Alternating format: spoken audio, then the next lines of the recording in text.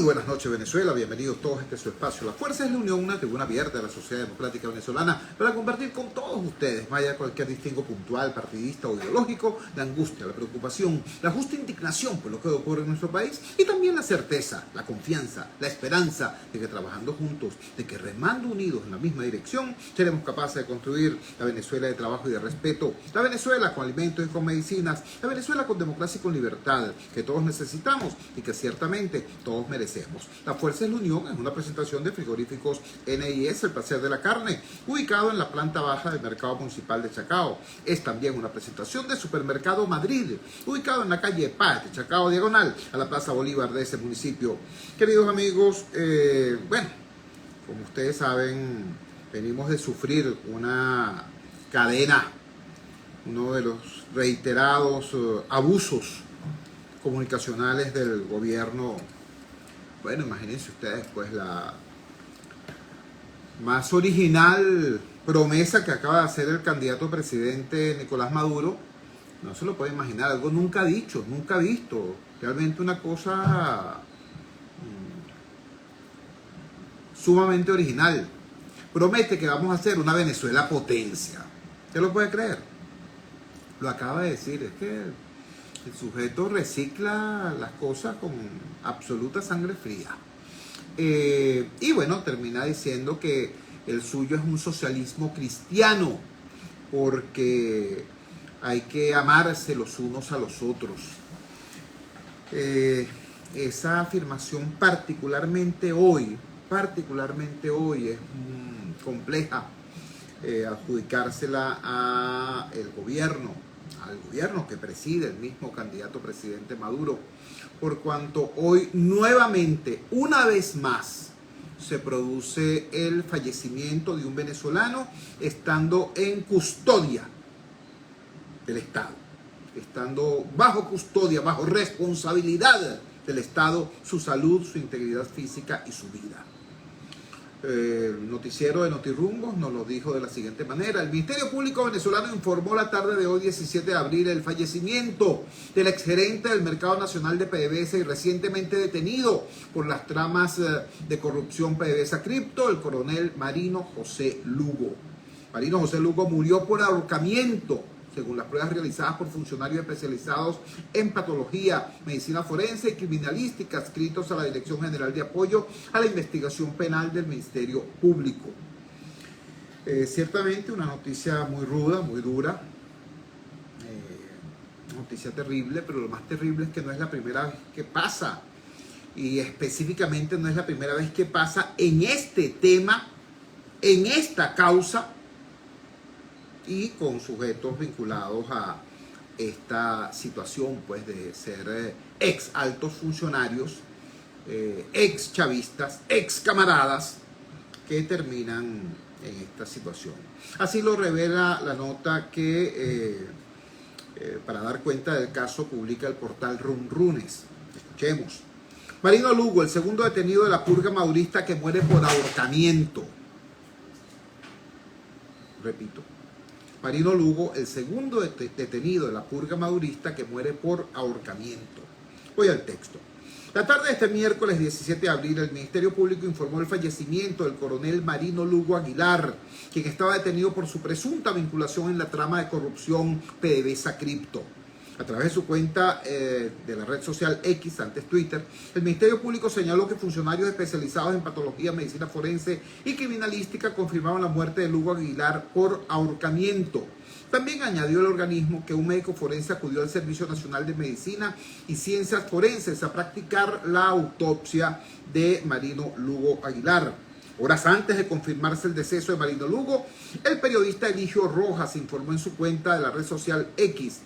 El periodista Eligio Rojas es un colega que trabaja en Últimas Noticias, muy vinculado al sector oficialista, muy bien informado de esa fuente. Informó en su cuenta de la red social X que el detenido estaba siendo sometido a un interrogatorio en la Dirección General de Contrainteligencia Militar.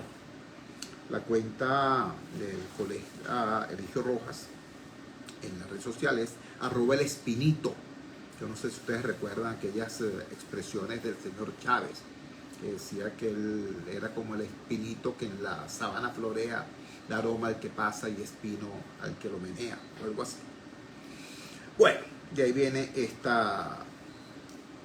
este nick del colega en la red social Twitter. Según el Ministerio Público, a Marino Lugo se le imputaría los delitos de apropiación o distracción del patrimonio público, concierto para la celebración de contratos, evasión de procedimientos, controles o restricciones en licitaciones, legitimación de capitales, traición a la patria y asociación. Imagino que debe ser asociación para delinquir. La detención de Lugo no se dio a conocer por los canales regulares del Ministerio Público, como suele hacerlo con los arrestos ejecutados en esta trama de corrupción. Marino Lugo Aguilar es el segundo detenido por el caso PDVSA Cripto que muere por presunto ahorcamiento mientras estaba bajo custodia del Estado. El primero fue Leonel Azuaje, presidente de la estatal Cartón de Venezuela, quien falleció justo hace casi un año, el 18 de abril de 2023, mientras estaba bajo la custodia del Estado en la sede del helicoide del Servicio Bolivariano de Inteligencia SEBIN. El 21 de abril del año pasado, Rosalía Urrea y Mónica Azuaje, madre y hermana de Leonel Azuaje, revelaron que el hombre de 39 años estuvo 6 días desaparecido. Fuimos al SEBIN, a la Fiscalía y al Ministerio Público y nos cerraron la puerta en la cara, dijo Rosalía Urrea en aquel momento. La versión del Ministerio Público indicaba que Azuaje utilizó unas sábanas para ahorcarse en la habitación donde estaba recluido. El fiscal general Tarek William Saab reveló que se encontraron varias cartas dirigidas a su familia haciendo mención de la decisión de atentar contra su vida y en donde asumía el error cometido. La opinión pública comentó las similitudes del caso Azuaje con el de Fernando Albán, concejal de Primero Justicia, quien murió en la sede del SEBIN de Plaza Venezuela y cuya primera versión oficial apuntó hacia un suicidio. Respecto al caso Azuaje, Run Run publicó un trabajo especial en esa ocasión en donde especialistas cuestionaron la versión del suicidio. En la foto del cadáver de Azuaje que circuló en redes se apreciaba parte del pecho y de la cara del cadáver. Los ojos estaban semiabiertos al igual que su boca. La tez blanca de su piel se mantenía igual en todas partes, pero se observaba un leve cambio de coloración en el lado izquierdo. En su cuello se veían 2 marcas finas e incompletas. La primera y más oscura, de color marrón rojizo, a pocos centímetros de la barbilla. La segunda, mucho más clara, de color rosa, está en el cuello, justo a la altura del hueso hioides. Un anatomatólogo y forense consultado por el portal, que prefirió mantener su identidad oculta, explicó que en la foto del cadáver de Leonel Azuaje se podía apreciar un surco típico, marca que deja un ahorcamiento, pero no bordea todo el cuello. Mientras que el abogado especialista en criminalística y derechos humanos, Jair Bundaray, coincidió con el análisis del forense. Añadió que en un caso de ahorcamiento, el surco de compresión o la marca por la ahorcadura tiene que ser oblicua, que se desvía de la línea horizontal o vertical, porque el cuerpo se desplaza hacia abajo por razón de la gravedad. Sin embargo, el análisis del abogado apunta que si no hubo desplazamiento, la ubicación de esa marca en el cadáver de Azuaje no coincide con el patrón regular de estos casos.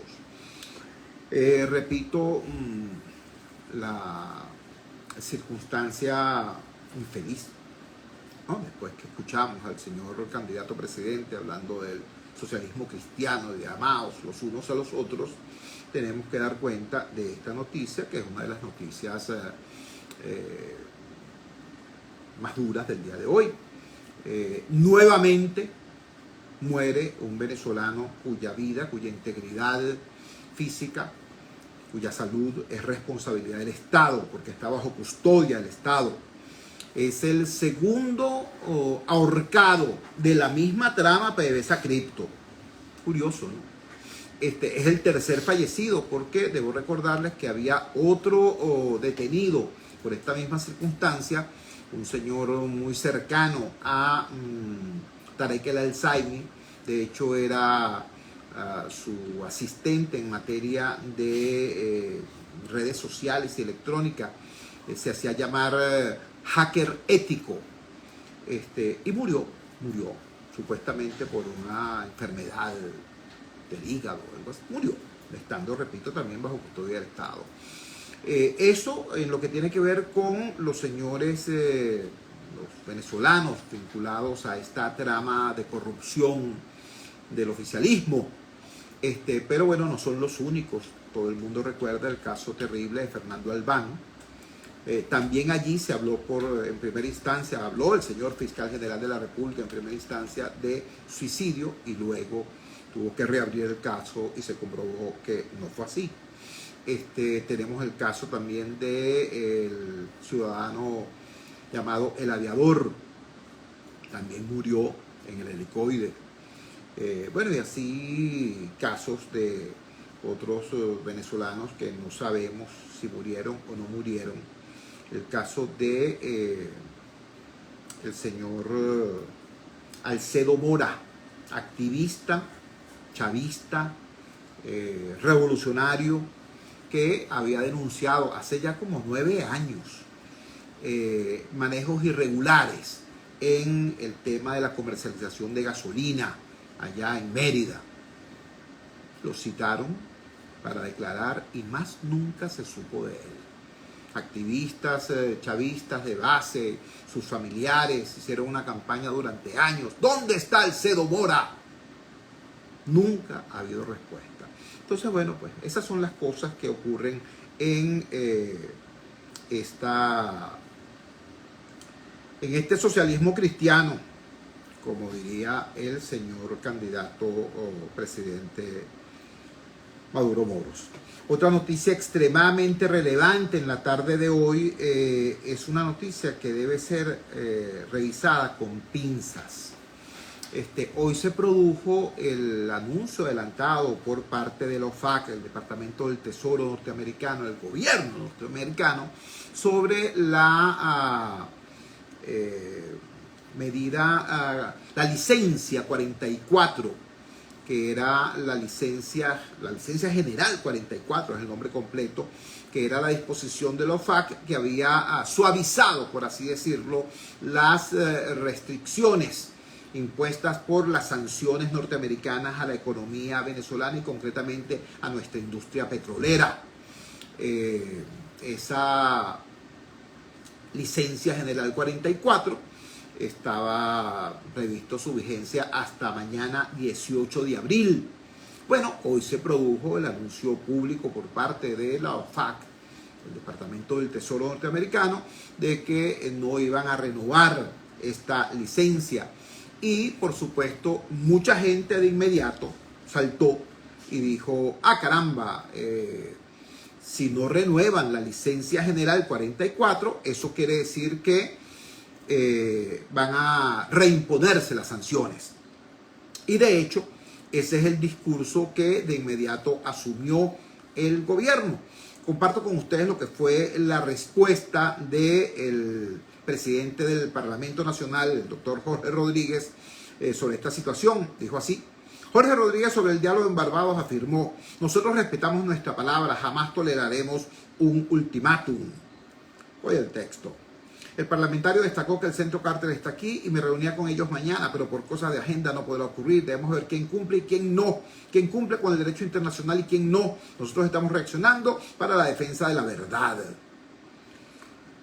Bueno, en el curso de esta alocución, el presidente del Parlamento dijo que el gobierno norteamericano se había dado un tiro doble en el pie, ellos mismos, el propio gobierno norteamericano, porque esta reimposición de las medidas era algo que no iba a aceptar el gobierno venezolano y que el gobierno venezolano ya había demostrado que con o sin sanciones aquí vamos para adelante y que este año la economía venezolana había crecido y que el próximo año va a crecer más que cualquier país en la región. Y bueno, un discurso enfático sobre esa situación. Ahora, el tema es que yo les invito, por cierto, no a que crean en la palabra del señor Rodríguez o en la palabra de la oposición o en la palabra mía. Yo les invito a que ustedes revisen lo que en efecto pasó y sobre todo que busquen la letra pequeña, la letra chiquita de la información que hoy dio de los anuncios hechos hoy por la OFAC. Fíjense ustedes lo siguiente: en efecto, no se renueva la licencia general 44. Eso es verdad, eso es cierto. Pero de inmediato, el mismo despacho norteamericano, la OFAC, el Departamento del Tesoro, anuncia que entra en vigencia la Licencia General 44A. ¿Y qué es lo que dice la Licencia General 44A? Bueno, dice que el actual estatus, la actual situación, es decir, la relativización, el suavizamiento de las sanciones sobre la economía venezolana se extiende hasta el 31 de mayo. Cualquiera pudiera pensar que esa extensión de este estatus actual, de este aligeramiento de las sanciones, es básicamente para permitir a las empresas norteamericanas que están operando en Venezuela, bueno, que recojan sus cosas en orden, ¿no? Que cancelen la nómina, que recojan sus papeles, que recojan sus peroles y se vayan en paz. Pues no, chicos, porque la Licencia General 44A también prevé que después del 31 de mayo, toda empresa norteamericana que quiera seguir haciendo negocios con Venezuela o que quiera empezar a hacer negocios con Venezuela puede optar a solicitar una licencia especial. Y que el gobierno norteamericano, el Departamento del Tesoro, procederá a considerar caso por caso estas solicitudes y a emitir, si el interés norteamericano así lo considera pertinente, si el interés geoeconómico o geopolítico norteamericano lo considera pertinente, procederá a emitir licencias especiales, caso por caso. Con una peculiaridad además extremadamente curiosa, que es que esas licencias especiales no van a ser públicas, van a ser secretas, discretas, en todo caso no van a ser públicas. ¿Qué estamos diciendo? ¿Qué estamos hablando? Bueno, estamos diciendo, caballero, llana y simplemente que el cese de la vigencia de la licencia 44, de la licencia general 44 de la OFAC, no significa automáticamente la reimposición de sanciones. No. Significa que hay un nuevo marco de negociación. Negociación sobre la energía, negociación sobre la economía y por supuesto deja abierto un nuevo marco para la negociación política. ¿Por qué? Bueno, porque no es que cesan las operaciones de las compañías norteamericanas, es que el gobierno norteamericano se va a permitir manejar discrecionalmente, caso por caso, cada una de las solicitudes que puedan presentar estas compañías. Chevron, por ejemplo, va a ser la primerita que va a solicitar una licencia especial. Me están diciendo por acá el señor Jonathan Funke que hable de la reunión sí de los señores de la oposición venezolana. Ya vamos a hablar de esto, no te preocupes. Pero hay que hablar de esto primero porque de esto es que comemos, ¿me entiendes? De esto es que se nutre el país. Por esto, ¿no? Por el dinero que ha entrado, por las divisas que han entrado, gracias a, por ejemplo, el trabajo de Chevron, es que el dólar ha mantenido una relativa estabilidad en los últimos 4, 5, 6 meses. ¿Ves? Y eso termina afectando la economía del Estado, la economía de las empresas privadas, la economía familiar de nosotros, ¿me entiendes? Entonces, por eso es importante dejar esto bien claro. Sí, hoy termina la vigencia de la licencia general 44, pero a partir de este momento, o mejor dicho, a partir del 31 de mayo, entra en operación un nuevo esquema, mucho más discrecional para el gobierno norteamericano, en el cual el Departamento del Tesoro se reserva la potestad de decidir caso por caso, ¿no? Esta situación y bueno, es interesante tenerlo claro. ¿Saben por qué? Porque es que el gobierno ya estaba preparado para utilizar la supuesta reimposición de las sanciones como parte de su campaña electoral. Ayer, chicos, ayer aparecieron 4, 6, 8, 10 vallas por toda Caracas diciendo las sanciones son un crimen contra Venezuela y esas sanciones criminales fueron solicitadas por la oposición y Estados Unidos es maluco y tal y cual. ¿Por qué ellos pudieron hacer eso? Ah, bueno, porque esas vallas estaban redactadas, diseñadas y contratadas con antelación. Ellos estaban preparados para eso, para sacarle el juguito politiquero a esa medida. Yo lo que estoy explicando, para que quede claro, para que nadie caiga por inocente, que es que el fin de la vigencia de la licencia 44, de la licencia general 44, no significa automáticamente la reimposición de las sanciones tal y como estaban antes. No, porque hay un nuevo marco de negociación. ¿Cuáles son las características de este nuevo marco? Por lo que se puede saber hoy, de acuerdo a lo publicado, ¿no? Es que en primer lugar va a ser mucho más discrecional por parte del gobierno norteamericano. Y en segundo lugar van a ser secretas, lo cual me parece algo así como un madurismo por parte de Biden. ¿A qué me refiero? Pero ustedes saben que existe una cosa llamada la ley antibloqueo. La ley antibloqueo le permite al gobierno venezolano hacer negocios sin tener que pasar por ningún proceso de licitación, ¿no? Sin decirle al país con quién está negociando, para qué está negociando y cuáles son los montos que se están negociando. ¿Por qué? Ah, bueno, porque supuestamente eso es secreto, para cuidar a los socios de Venezuela de los efectos de las sanciones. Bueno, ahora sorprendentemente el gobierno norteamericano se copia de Maduro y resulta que las licencias especiales que está diciendo van a ser otorgadas a partir del 31 de mayo también van a ser, no van a ser públicas, van a ser secretas o discretas. ¿Qué tal? Bueno, yo quiero decir simplemente, para cerrar sobre este tema, que yo me alegro. Yo lo dije ayer por todo el cañón y tengo años diciendo exactamente lo mismo. Yo estoy a favor de las sanciones personales, individuales, con nombre y apellido. Las sanciones contra los corruptos, sí. Las sanciones contra los ladrones, sí. Las sanciones contra los especuladores, los violadores de derechos humanos, los asesinos, los torturadores, sí. ¿Por qué estoy de acuerdo con eso? Bueno, porque el marco jurídico en nuestro país no ha dado hasta ahora garantía de que esas personas puedan ser castigadas a tiempo. A tiempo. No como ha ocurrido, ¿qué te puedo decir? Pues, fíjate tú qué interesante. Un respetado oyente nuestro, el señor Lagoberto Polanco, dice, bla, bla, bla. Ni los Estados Unidos quieren al régimen, ni el régimen quiere a los Estados Unidos. Vamos a esta parte también, porque es demasiado importante. Mira, yo no sé si se quieren o si no se quieren.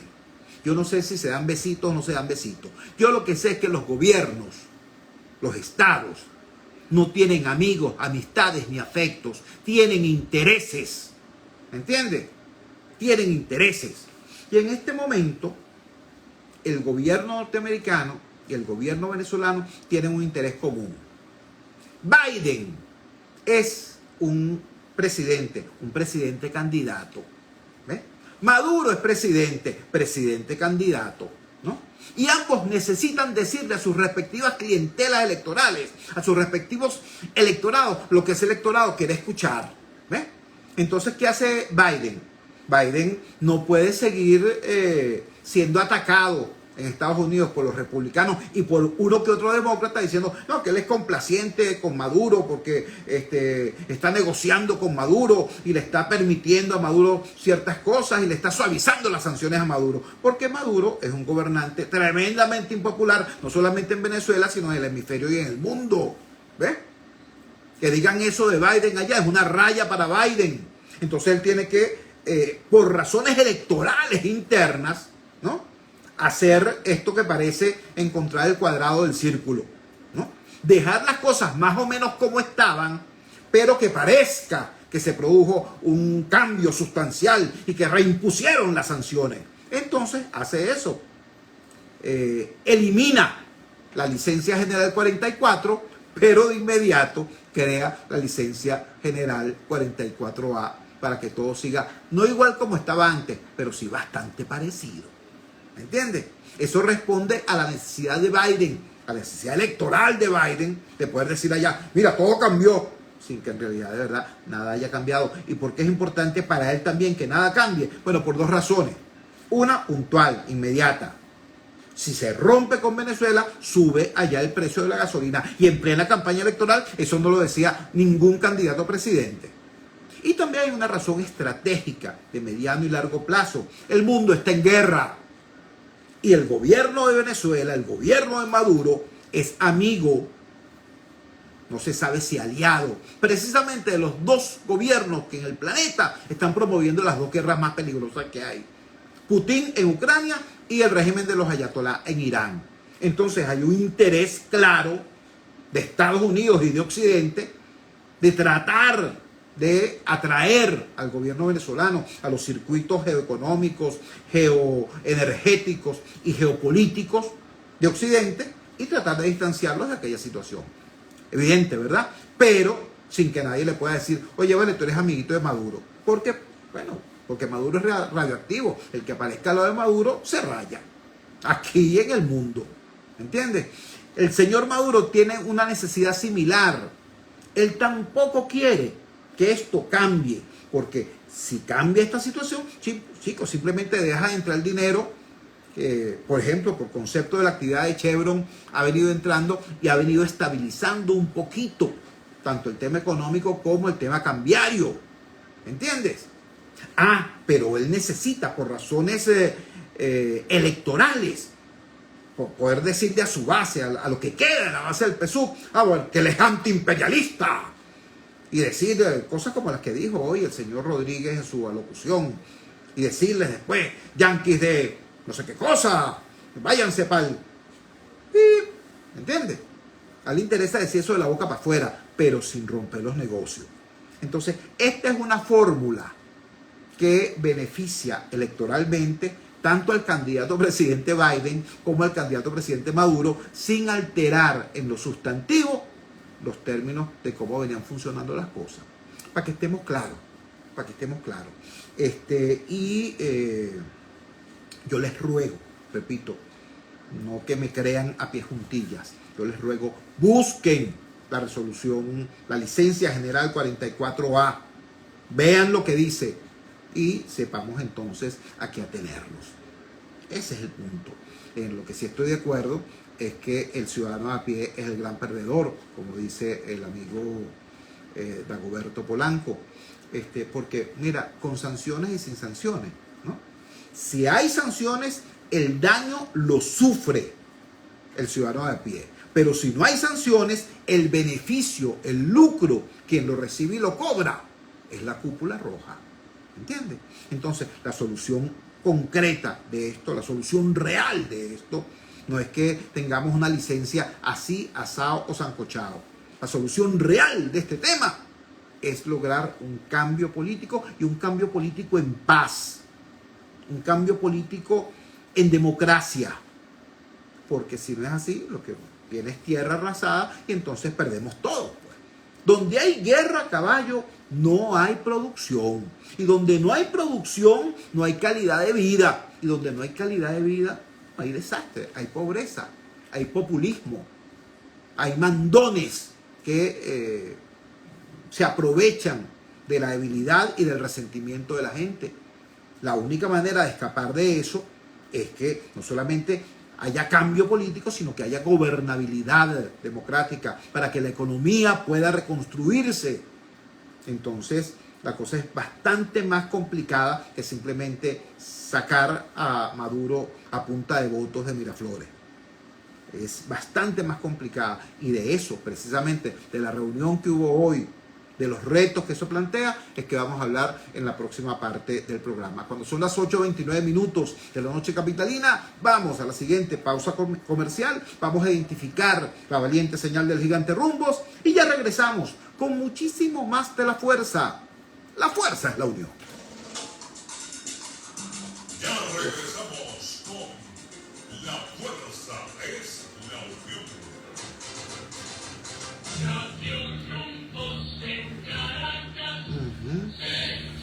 ¿Cómo están ustedes? ¿Cómo les va?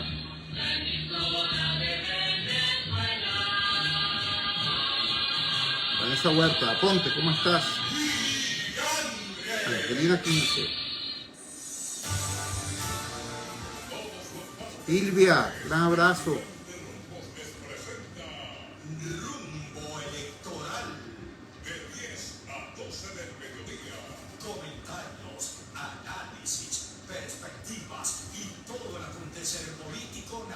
Carlos Pinto, gran abrazo, hermano, saludos. Elsa Siciliano, Mario Villegas y Chuo Torrealba. Recuerden, martes y jueves, rumbo electoral de 10 a 12 del mediodía y a través de Instagram y TikTok, @Radio Rumbos 670 AM. Rumbo electoral por Radio Rumbo 670 AM Gigante. Son las 8:31. Publicidad. Atención, mucha atención. En Óptica Martínez y Bolívar, en la Roosevelt, frente al elevado y en el centro comercial Urbana y Alter 2, frente a Factory, se volvieron locos. Porque ahora tenemos el 20% de descuento en todo. Llámate ya, 730819 y aprovecha esa locura que tiene para ti Óptica Martínez y Bolívar. Aprovecha que es por tiempo limitado y ahora tenemos consulta de oftalmología con previa cita y a precio solidario. Corre la voz. Son las 8:31.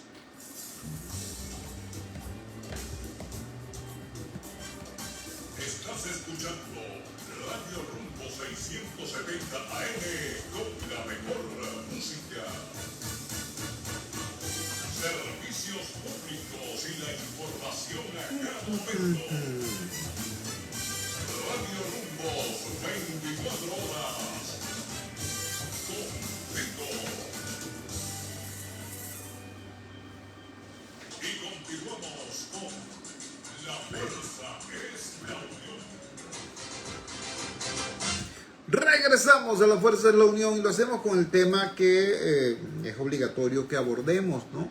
Hoy se produjeron 3 noticias extremadamente relevantes. La primera, por supuesto, el tema del extraño fallecimiento estando bajo custodia del Estado del coronel Marino Lugo. Yo lamento tener que comentarles que me llegó una queja de un oyente diciendo que por qué yo me estoy quejando de eso, que ese señor era un corrupto y además era un chavista. Que yo le voy a decir algo con toda la sinceridad del mundo.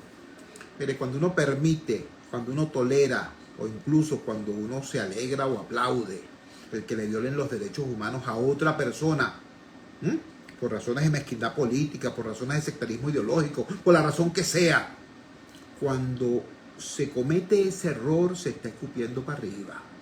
La saliva te va a caer en la cara. Uno tiene que defender los derechos humanos de todos los seres humanos, independientemente de su carnet político, independientemente de su posición ideológica. Uno tiene que ser en eso, mira, intraficable. Uno tiene que estar siempre al lado de la víctima y nunca guardando silencio para que los victimarios sigan impunes. Porque eso es la defensa de nosotros mismos. Esa es la defensa de todos. ¿Entiendes? Entonces, bueno, por eso utilizamos o ubicamos, jerarquizamos esa noticia como la primera para comentar en el programa. La segunda, por supuesto, el tema de las supuestas suspensión del aligeramiento de las sanciones o la supuesta reimposición de las sanciones. Ya vimos que es algo bastante relativizado y que la forma como se hizo básicamente para satisfacer los intereses electorales tanto del candidato presidente Biden como del candidato presidente Maduro. Es decir, ustedes recuerdan que hace poco se denunció o se comentó que se había producido en México una reunión de representantes del gobierno de Maduro con representantes del gobierno de Biden. Y después sí reconocieron ambos factores que la reunión se había dado. Bueno, sí, es evidente, ante lo que terminó anunciándose hoy, es evidente que la reunión se dio, que acordaron cosas y que las cosas no se cumplieron, ¿no? Para beneficio mutuo, ¿no? ¿De qué se trata? Bueno, la Lupe. Los que tengan más de 40 años saben quién es la Lupe. Los que no, búsquenla en Google. Una extraordinaria cantante. Ella tiene una canción que dice teatro. Todo eso es puro teatro.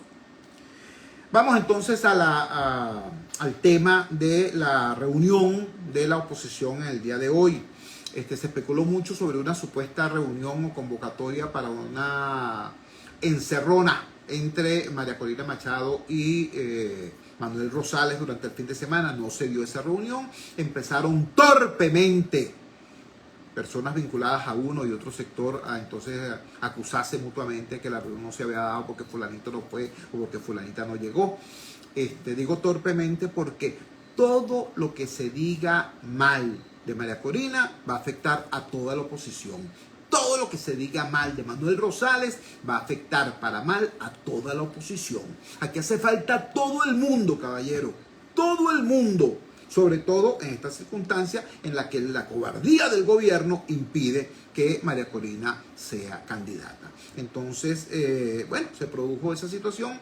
Hoy en la mañana hubo un encuentro en que participaron María Corina, Manuel Rosales y Gerardo Blay.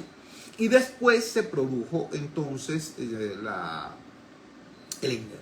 reunión entre Manuel Rosales y la Plataforma Unitaria. Tengo la reseña de lo que ocurrió allí de acuerdo a la visión que los colegas de Efecto Cocuyo definieron y ubicaron en su crónica. El titular dice lo siguiente: Plataforma Unitaria define como positiva reunión con Manuel Rosales. La Plataforma Unitaria Democrática se reunió este miércoles con el gobernador del Zulia y candidato presidencial por el partido Un Nuevo Tiempo, Manuel Rosales. El motivo es resolver las discrepancias de los últimos días y definir una candidatura presidencial unitaria que compita en las presidenciales del próximo 28 de julio.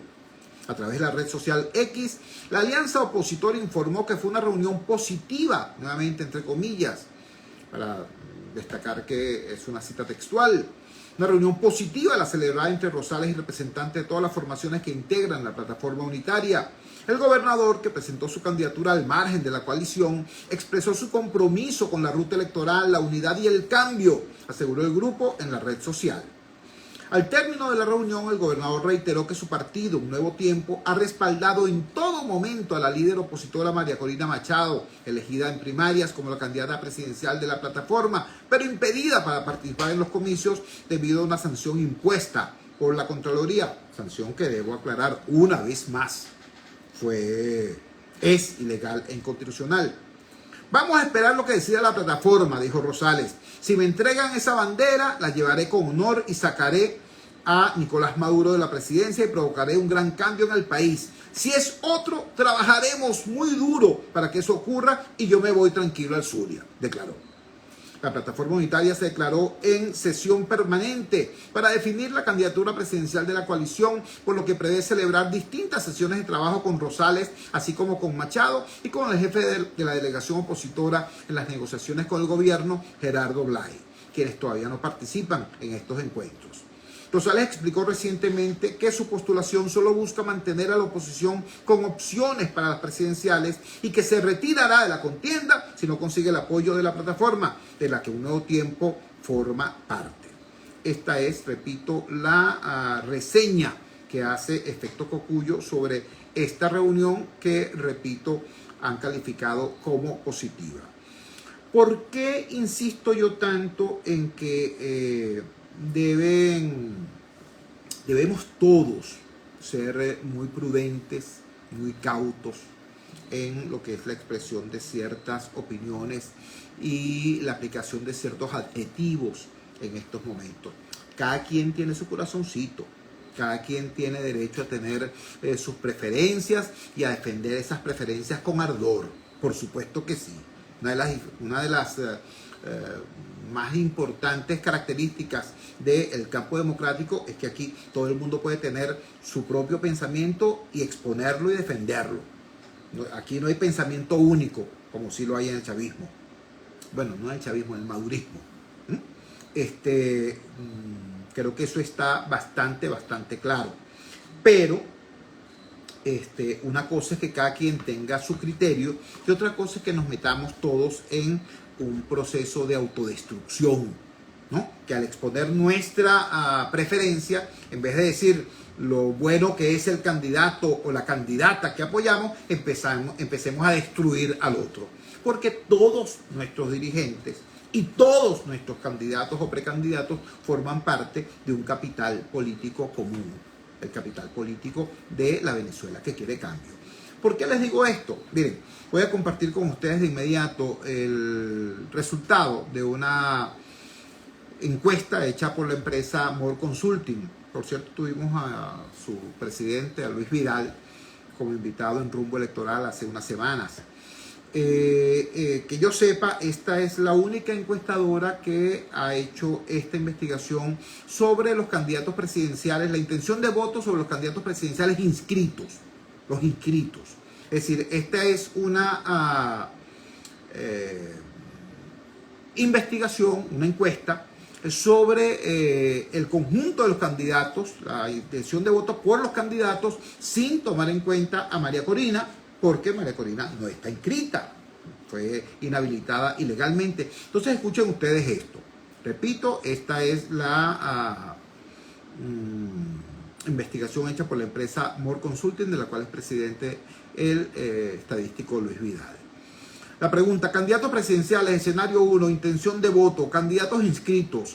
Nicolás Maduro, 27.7%. Manuel Rosales, 15.9%.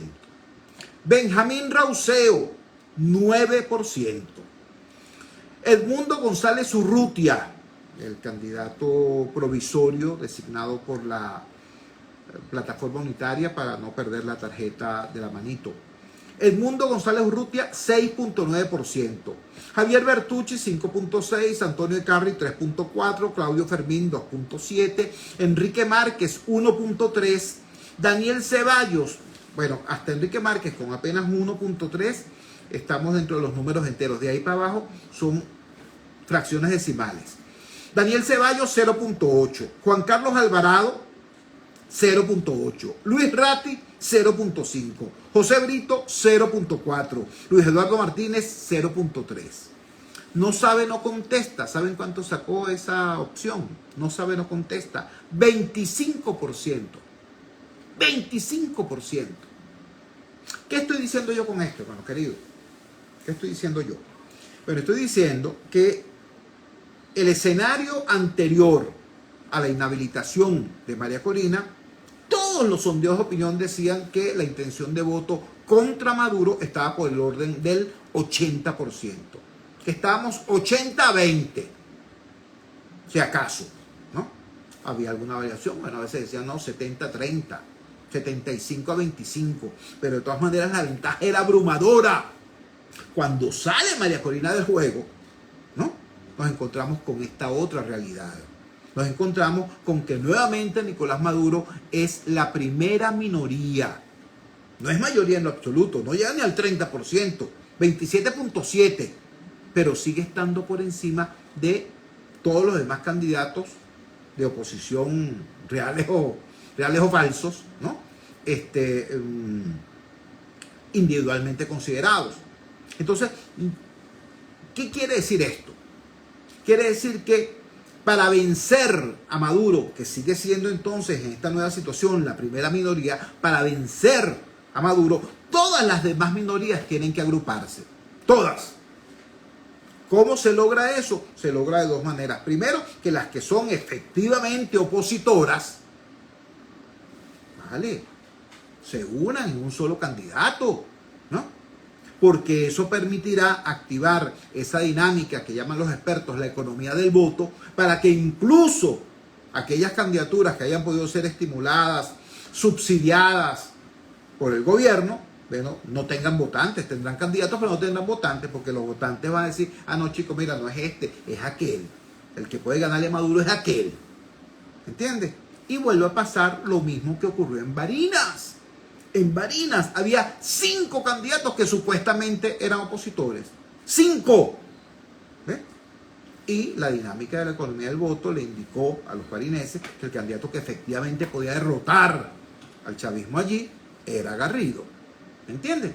Entonces, bueno, repito, la situación es complicada, la situación es compleja. ¿Y por qué digo esto? Bueno, porque es que tengo que ser muy sincero. si la actual dirección política de la oposición, toda, incluyendo a nuestra lideresa María Corina Machado, si la actual dirección política de la oposición, cuando estábamos 80-20, no fueron capaces, ¿no?, de tomar las previsiones, de organizar la alianza, ¿no?, de organizar el sistema de protección del voto, de organizar el espacio político y los protocolos de actuación para dar respuesta certera a todas las provocaciones del gobierno.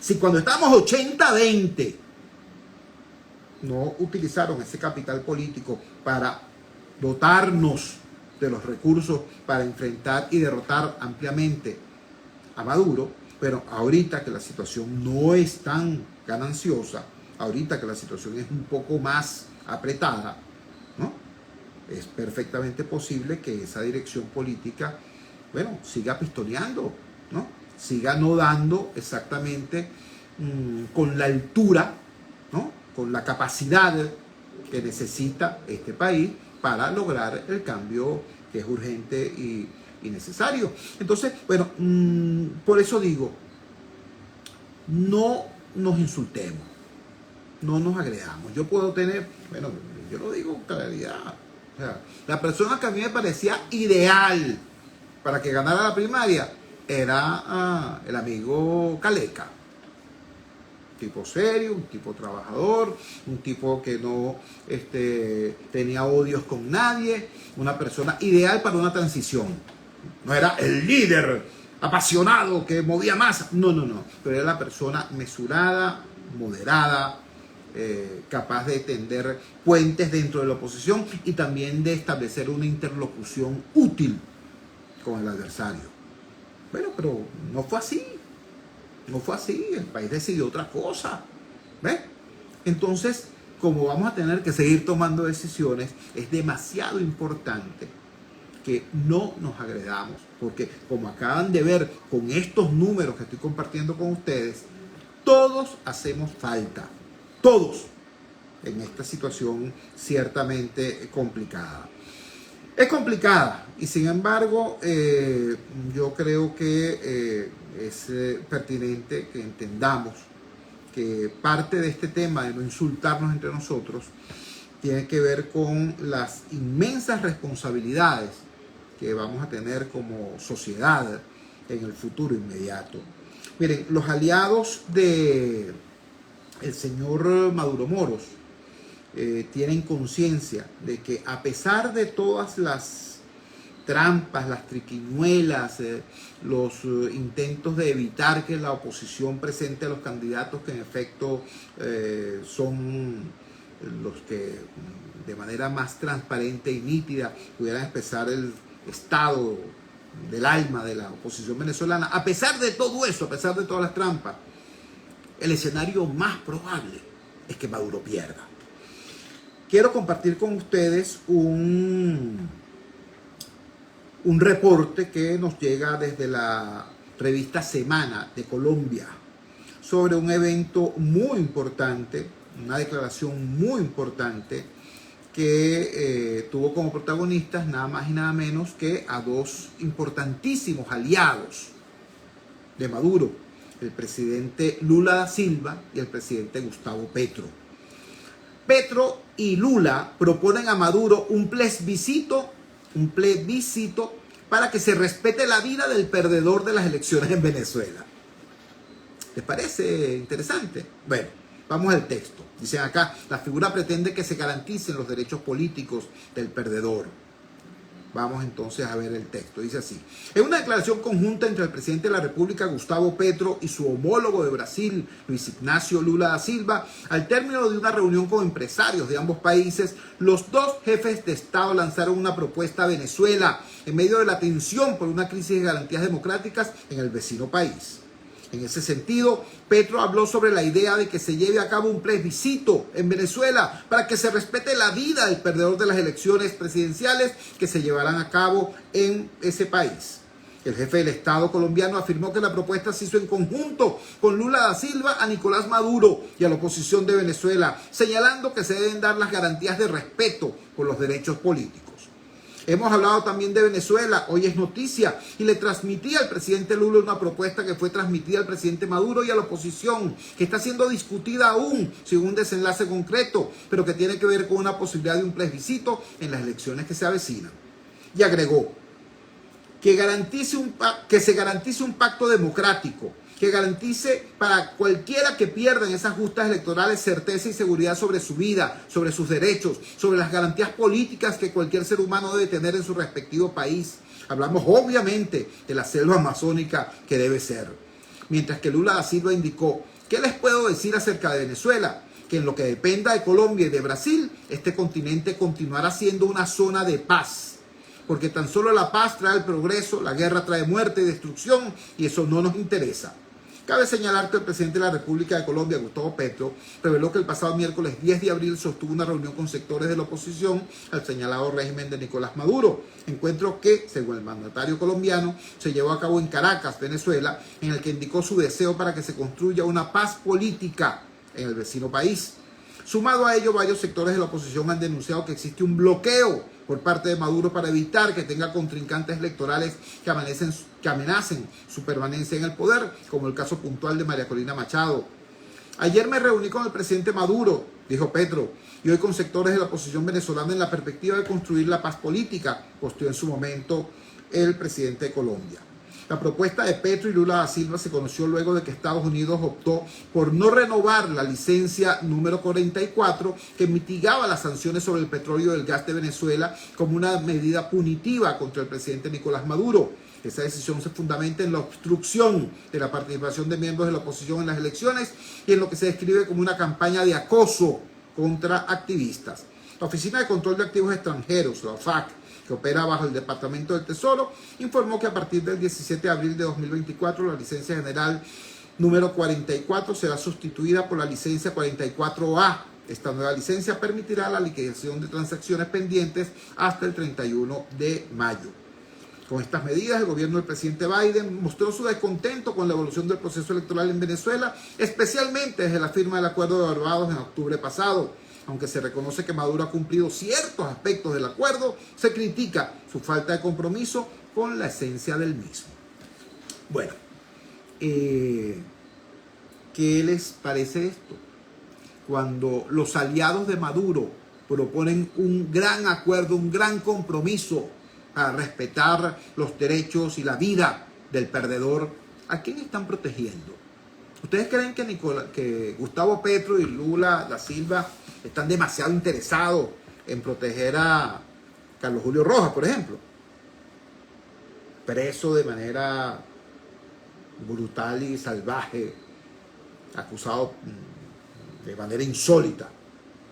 ¿Ustedes creen que esto que están planteando Lula y Petro es para proteger los derechos de Rocío San Miguel? ¿O de Javier Tarazona? ¿O de cualquiera de los 300 presos políticos?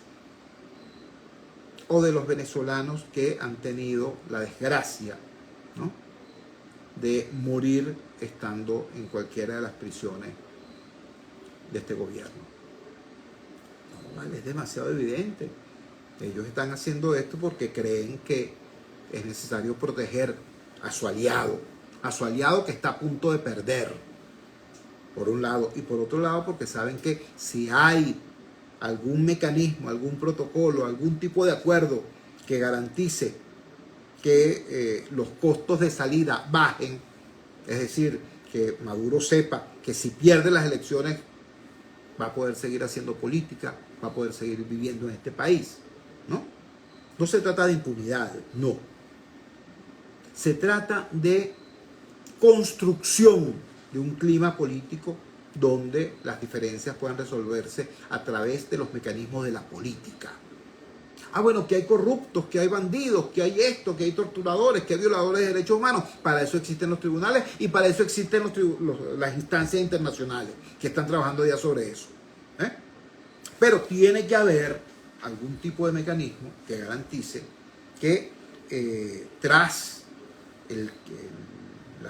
la victoria electoral, la muy probable victoria electoral de la oposición, se construya acá un clima para que los que ganaron sepan que pueden llegar y cobrar su triunfo y gobernar, que haya condiciones para la gobernabilidad democrática y para que los que perdieron sepan que pueden salir del poder y que su destino inmediato no va a ser el que tiene hoy Carlos Julio Rojas o el que tiene hoy Rocío San Miguel o el que tiene hoy Javier Tarazona, ¿no?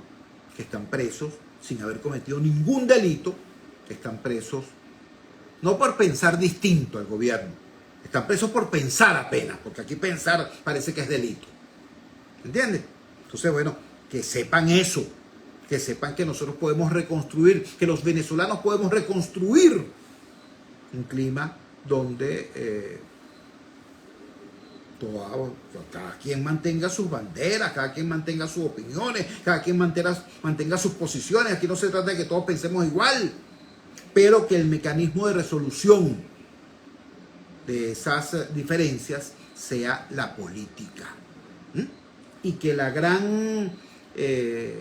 gran actor que termine definiendo qué es lo que se hace y qué es lo que no se hace, quién puede ser candidato y quién no, quién puede llegar al poder y quién no sea un burócrata, chico, no sea un funcionario que le ponga una firmita, un papel chimbo y diga, no, es que no puede participar aquella. ¿Por qué? Porque se me ocurrió. No, que quien pueda decidir eso sea el pueblo. ¿Me entiendes? De eso se trata. Y eso es exactamente lo que está en juego. Ahora, ¿qué es lo que ocurre si sigue peleándose los de María Corina con los de Rosales, y los de Rosales con los de María Corina, y los de Causa R con no sé quiéncito, y los demás allá con los demás acá? ¿Qué es lo que va a ocurrir? Bueno, vale, que este país, ¿no?, va a llegar a la conclusión de que ese sector político no tiene la madurez suficiente ni siquiera para darse gobernabilidad a sí mismo, mucho menos va a poder gobernar Venezuela. Entonces, de allí nuestro llamado, por acá dice Peter Jones, Guaidó también debe rendir cuentas. Absolutamente de acuerdo, absolutamente de acuerdo. De allí es nuestro llamado a que se conserve la sindéresis, la lógica política, y que se entienda, el mandado no está hecho, ¿no? La torta no es que ya salió del horno, no. Aquí hay mucho trabajo que hacer antes, durante y después de las elecciones para construir el clima de gobernabilidad democrática que haga posible sacar a Venezuela de la crisis. Porque en definitiva de eso se trata. No se trata del ego de Rosales, del ego de María Corina, del ego de fulanito de tal. No se trata de eso. Se trata de hacer frente a la emergencia humanitaria compleja que tiene a más de 8 millones de venezolanos deambulando como zombies por el hemisferio buscando pan, comida, trabajo, cobijo. Se trata de eso. Se trata de que acá adentro en Venezuela dejemos de vivir con la angustia de cómo Carrizo se llega el viernes, cómo Carrizo se llega el 15, cómo Carrizo se llega al último. Porque mucha gente no tiene trabajo y los que tienen trabajo pero no sueldo. ¿Me entiendes? Ese es el punto. Cuando son las 8:59 de la noche capitalina, nos despedimos. Trabajamos para ustedes en la presidencia del Gigante Rumbos, la doctora Elsa Siciliano. Al frente de los controles estuvo, como de costumbre, el señor Luis Salazar. Habló para ustedes su amigo, comunicador popular, activista social, ciudadano en lucha por la democracia y por la libertad, Jesús Choto Realba. Ahora más que nunca, fuerza, Venezuela, porque la fuerza es la unión. La fuerza de la unión fue una presentación de frigoríficos NIS, el placer de la carne, ubicado en la planta baja del mercado municipal de Chacao. Fue también una presentación de Supermercado Madrid, ubicado en la calle Paz de Chacao, diagonal a la Plaza Bolívar de ese municipio. Nos encontramos mañana a las 8 de la noche en la valiente señal del Gigante Rumbos, si Dios quiere. La fuerza es la unión. Buenas noches.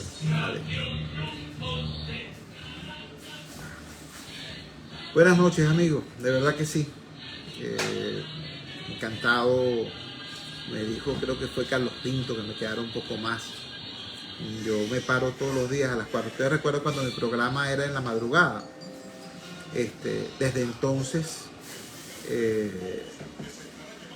bueno, yo me sigo parando a la misma hora y arranco a trabajar a esa hora, 4 de la mañana. A esta hora ya estoy golpeadito. Me pregunta Carlos Pinto, ¿hasta cuándo hay chance de las inscripciones? No, ya eso cerró ayer.